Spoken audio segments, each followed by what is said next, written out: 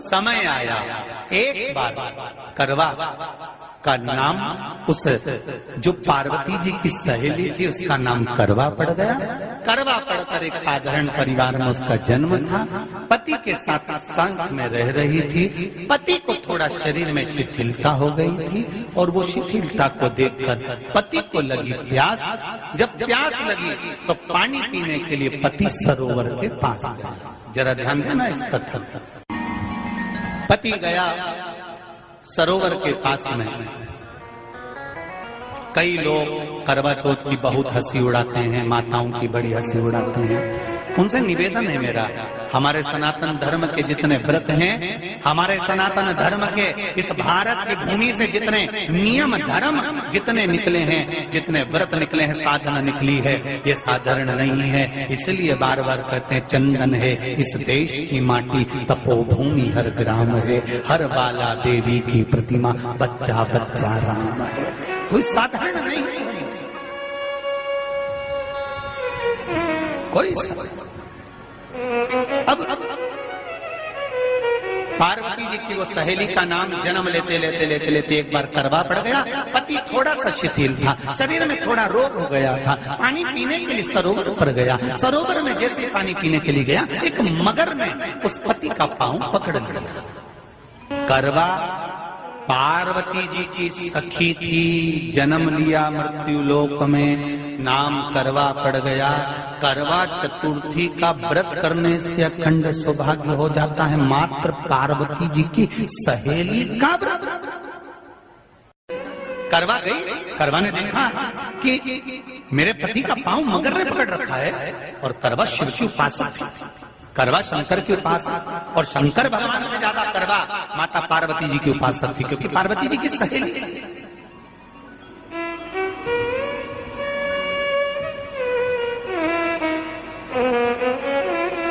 पति का पांव खींचकर मगर पानी में लेकर जा रहा था। करवा आराधना में लगी हुई थी। करवा ने मिट्टी का एक गोल भाग ही बनाया था, जिस पर पार्वती जी का जो नीचे का पीठी का होती है उस पर शिवलिंग रखा था। केवल नीचे का भाग का निर्माण ही करा था और करवा के कानों में शब्द पड़ गया। करवा के कानों में शब्द पड़ गया, पति के चीखने की आवाज आई। करवा दौड़ पड़ी। ये तो कैलेंडर में छपा हुआ करवा चौथ का फोटो आने लगा, नहीं तो पहले नियम था दीवार पर बनाई जाती थी और वहां पूजन करी जाती थी। कई माताएं जानती होगी यहाँ पर आज भी, पहले दीवार पर बनती थी, पूरा परिवार की सौभाग्यवती नारियां वहां आकर पूजन करती थी एक जगह, फिर बाद में छत पर जाकर करवे का अर्घ दिया करती थी। ये नियम था। अब तो बना बनाया कागज आ जाता, उसको चिपका दो, पूजन कर लो, वो अलग प्रमाण। पर यहाँ करवा मट्टी का भाग का लेपन कर रही थी और लेपन करते करते बस उस समय पर पति की आवाज आई, छोड़ा।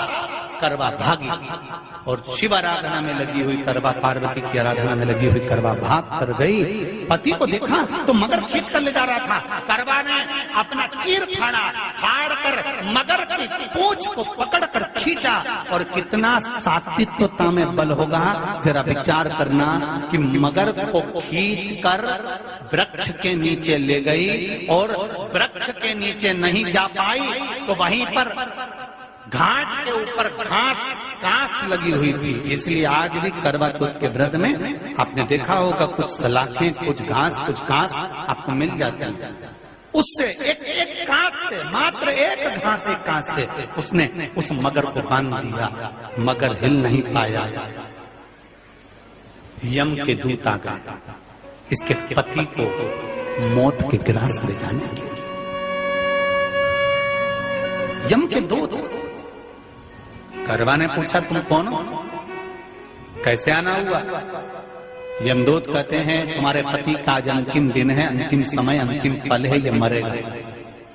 करवा कहती अगर मारना है तो इस मगर को मारो जिसने मेरे पति का पांव पकड़ रखा। प्राण छोड़ना है तो इस मगर के छोड़िए, मेरे पति के तो प्राण आप ले जा नहीं सकते। करवा हम अपने नियम को नहीं बदल सकते। तेरे पति की अंतिम सांसें हैं, वो मरेगा। मगर को अभी नहीं मरना है, मगर अभी कम से कम 9 महीना और जीवित रहेगा। इसका हमारे पास लेख है। करवा कहती है ऐसा हो नहीं सकता। यमदूत खड़े हैं, ले जाने दे नहीं रही। क्रोध आ गया करवा को, हाथ में जल उठाया। अगर एक यमदूत भी मेरे पति को उठाकर ले जाता है तो मैं शिव भक्त माता पार्वती जी की भक्त करवा आपको श्राप दे दूंगी। सब दौड़ पड़े, यमराज के पास चले गए। यमराज ने पूछा तुम दौड़ कर आए हो, क्या हुआ?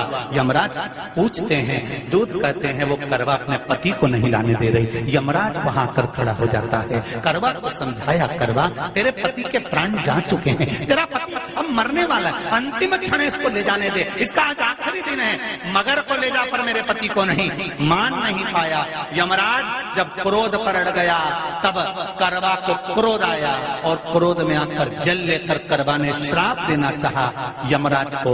यमराज चरणों में पड़ गया, रेन दे करवा, मैं तुझे वर देता हूँ। आज चतुर्थी का दिन है, तेरे पति को मैं जीवन दान देता हूँ।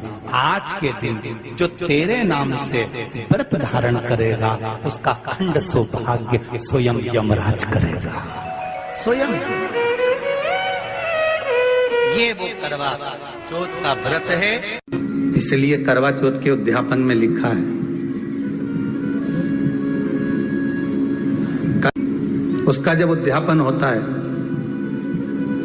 तो एक थाली में 13 जगह पर 4-4 पूड़ी रखी जाती है। आप लोगों को तो मालूम होगा, आप लोगों ने करा होगा करवा चौथ का उद्यापन। एक थाली में 13 जगह पर पूड़ी और सीरा, सीरा मतलब हलवा रखा जाता है।